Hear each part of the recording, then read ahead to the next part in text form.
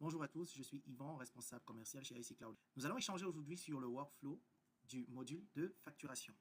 Il est question ici de mettre en œuvre ensemble la suite d'opérations logiques qu'un opérateur fera lors de la facturation ou alors lors des opérations liées au service de facturation. Donc ici, le but de notre échange est de rassurer un bon de commande ou alors un bon fonctionnement du système de bon de commande allant à l'encaissement en configurant l'ERP Odoo pour que chaque franc soit facturé. Et ensuite, nous allons opérer au niveau des automatismes pour que les relances et le suivi de ces factures se fassent. Donc, nos opérants ici, nous allons du chef commercial jusqu'à la direction. Et nos 3 points principaux sont de paramétrer, comme je vous le disais, la facturation, du bon de commande à l'encaissement, ici, gérer le recouvrement et automatiser les relances. Sans plus tarder, on va aller vers le pourquoi du module. Le pourquoi du module, c'est simplement parce que nous avons fait 4 constats majeurs, que les factures sans numérotation conforme, généralement, sont incohérentes et sont rejetées, que ce soit par le client ou alors par l'administration. Nous avons également constaté que les taxes incorrectes sur les documents, généralement, il arrive souvent que les taxes ne soient pas conformes au système afférent à la politique de gestion financière du lieu ou alors du pays dans lequel on se trouve. Donc, il est important de rapporter toutes les dépenses ou alors les taxes fiscales à leur environnement. Ensuite, nous avons remarqué que quand il n'y a pas de relance, tout va de travers. Donc, les factures impayées généralement s'accumulent, personne ne relance et les caisses de l'entreprise sont dégradées naturellement et le client pense qu'il peut payer quand il veut.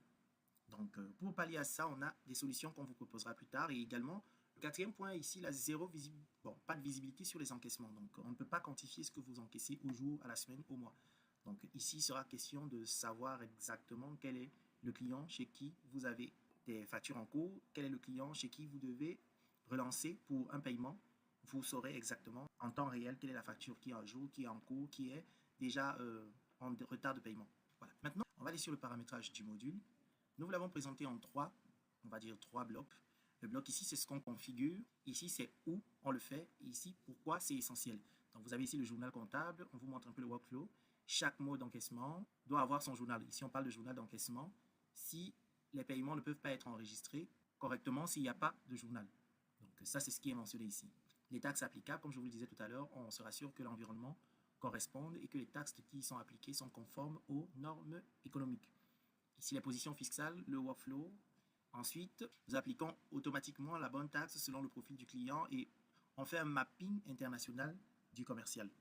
Donc, on rejoint ici les écritures comptables en quelque sorte. Dans paramètres, techniques, séquences, on obtient ici une facture avec un bon libellé, c'est-à-dire un numéro de facture conforme et généré automatiquement. Le modèle de document, donc vous pouvez définir facture, un avoir, un reçu. Donc, dans le workflow comptabilité, configuration, paramètres, document, vous pouvez définir un PDF de la facture qui affiche votre logo avec les mentions légales, les coordonnées bancaires, les conditions de paiement et configurer une fois appliqué chez tous vos clients, ce qui fait en sorte que la facturation devient plus facile. Donc, on a aussi les conditions de paiement qui peuvent être configurées allant d'une condition à une autre, étant donné que tous les clients ne seront certainement pas pareils. On va d'abord aller sur le recouvrement et le mode de paiement. Donc, ici, on parle beaucoup plus des systèmes de paiement. À la suite, on parle des systèmes de paiement qu'on connaît au Cameroun. Donc, ils peuvent être adaptés. Les comptes clients et fournisseurs, voilà, le plan comptable est défini ici en fonction des normes OHADA pour ceux qui sont du Cameroun. Les limites de crédit client, il y a effectivement possibilité de définir un seuil de risque d'impayé. Quand ce seuil est atteint, il y a un blocage automatique qui se fait et à ce moment, une alerte est créée pour que le client passe en recouvrement, c'est-à-dire qu'on puisse récupérer tout ce qui doit à l'entreprise. Maintenant, ensuite, on a le rapprochement bancaire automatique. Voilà, avec le workflow comptabilité, tableau de bord, rapprochement, on obtient un rapprochement bancaire lié à des comptes bancaires avec toutes les activités retracées et tout le workflow complet de A à Z sans que vous n'ayez à bouger le petit doigt.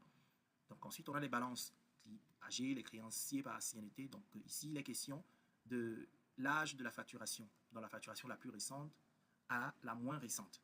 Donc, comme vous pouvez le voir ici, 0, 30, 60 et après plus de 90 jours. Et ici, on a les acomptes et factures partielles. Donc, si un client veut avoir des facturations multiples pour une commande générale, voilà, il y a la possibilité de le faire plus facilement et plus rapidement. Maintenant, l'automatisation du cycle, ce que notre solution Odoo peut configurer, ou alors peut gérer en lui-même, c'est les relances après, par exemple, 7 jours, c'est ce qu'on vous a proposé ici, avec un rappel pour lui. Donc, 7 jours après les séances, le client reçoit un message automatique. Ça peut être un mail, ça peut être un SMS, ça peut être une notification. Tout dépendra de vous. Une relance automatique pour la mise en demeure pour J+15, naturellement, parce que l'échéance commence à déraler. Tout dépend de comment vous avez défini le seuil de paiement. Ensuite, la relance automatique avec alerte interne après 30 jours. Donc ici, il sera question de relancer 30 jours. Et comme vous l'avez vu, ça passe directement au rouge, étant donné que 30 jours, on suppose que les délais de paiement ont déjà été traversés. Donc, rappel de l'activité avant d'échéance de facture. Donc ici, il sera question de rappeler l'opérant, celui qui a désigné la facture, qui appartient à votre entreprise. Donc, il sera notifié que la facture est à X jours de l'échéance. Donc, il faudra penser à revoir cela. Donc, on va générer automatiquement la facture depuis la commande. Donc, s'il y a une commande qui est en cours et que vous êtes passé par un devis d'abord, il y aura possibilité de passer du devis à une facture automatiquement en 5 secondes. Et après quoi, nous vous proposons des rapports hebdomadaires automatiques de vos créances. C'est-à-dire quoi, vous n'aurez pas besoin de beaucoup de temps pour faire, par exemple, un bilan comptable, puisque toutes les écritures seront dans l'ERP. Tout sera également possible, vu que toutes les informations réunies feront un bilan aussi rapide que le temps que vous mettez à tresser une facture. Le dashboard de facturation répond à une seule question. Qu'est-ce qui a été facturé? Qu'est-ce qui a été encaissé? Et qu'est-ce qui est en retard? Donc, tout ce qu'on a fait ici, c'est pour remettre ces indicateurs-là à jour. Donc, ici, c'est le dashboard de l'opérant, c'est-à-dire ce qu'il aura, ce qu'on vous propose en 8 indicateurs pour répondre à ces 3 questions-ci. Facture émise, qu'est-ce qui a été facturé? Voilà, source facturation. Avec un filtre, vous aurez le volume de la facturation. Chiffre d'affaires encaissé en fonction du nombre de factures. On va faire un filtre sur les payés en ce mois et on aura la trésorerie réelle, ce qui est entré. Facture en attente, on va mettre facture envoyée, mais moins toute période naturellement. On va avoir les recouvrements actifs, c'est-à-dire les factures qui sont en cours et qui n'ont pas encore été payées. Facture en retard, ce sont les factures naturellement dont la date d'échéance est déjà traversée. Donc voici le filtre qu'on définit ici. Et statut différent de payer avec date d'échéance aujourd'hui. Vous saurez quels sont les clients qui vous doivent de l'argent au jour J. Ici, la balance H client global, c'est en fonction de ce que je vous disais. Le nombre de créances, c'est-à-dire du plus récent au moins récent, c'est-à-dire au plus ancien. Donc, pilotage de risque, savoir quel est, par exemple, le client qui est encore dans les normes, qui frôle déjà la limite, qui est hors limite et qui est largement hors limite, par exemple. Taux d'encaissement mensuel, vous pouvez définir en fonction d'un filtre, toujours dans la facturation, le bilan financier. C'est-à-dire, il suffira de filtrer ce qui a été payé le mois et puis vous aurez le taux d'encaissement. Acompte reçu non soldé, c'est-à-dire, voilà, donc les factures. En suivant le cycle de facturation, on peut également filtrer les factures d'acompte sans facture de solde. Donc, les factures en brouillon non envoyées, tout ce qui était gardé, peut-être en attente de validation et autres. Vous pourrez également les ressortir et savoir s'il faut les relancer ou alors les renvoyer au client. Voilà, donc ici, on a notre checklist sur nos 3 grands blocs.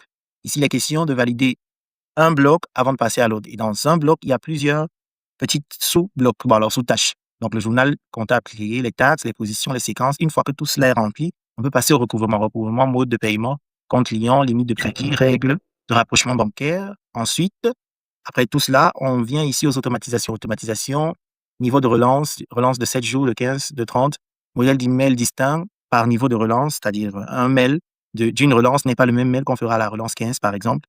Voilà, le suivi des échéances. Et ici, les politiques de facturation depuis la commande définie. Quand une commande est validée, transformation en facture, envoi automatique de balance et les alertes internes. Voilà, donc le module de facturation bien configuré, c'est votre trésorerie qui est en bonne santé. Et tout votre finance ou alors tous vos revenus entrent sans que vous n'ayez à courir après le client comme d'habitude. Donc, il est question ici de réduire votre stress avec des journaux, les taxes, les séquences, de transformer votre mode de paiement, de le configurer de façon automatique, que vous ayez une vue réelle de ce qui rentre jour, semaine, double semaine ou alors le mois. Donc, de filtrer les factures de la plus récente à la moins récente et d'avoir un rapport détaillé de tout ce qui est encaissé en attente, en retard. Donc, il sera question pour vous de valider cette checklist. Ensuite, nous allons entrer en action pour la configuration et activer ces automatisations chez vous. Nous vous remercions et on vous dit à bientôt.